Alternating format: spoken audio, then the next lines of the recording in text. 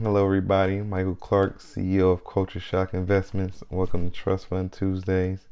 We're going to be doing wills versus revocable living trusts. The differences.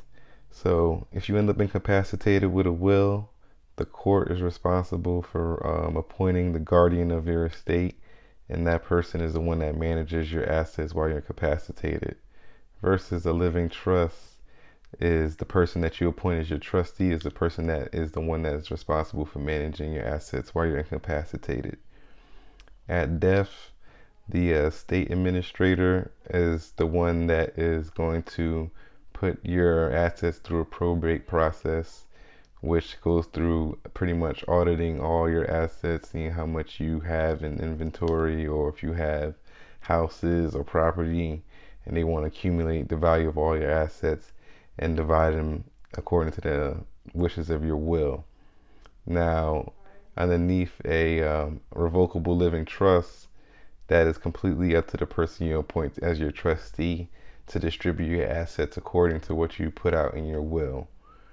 Now, when it comes to creditor protection, some people are always worried about whether creditors are going to be able to come after their beneficiaries for whatever assets they leave behind. With a will, they can. With a living trust, they cannot. So that's an important difference to know. Now, how do you combine the two? Because it is necessary to have both in your name.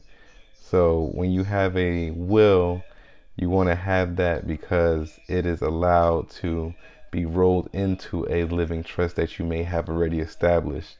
And that is called a pour over will. A pour over will include any assets that you did not already put into your trust.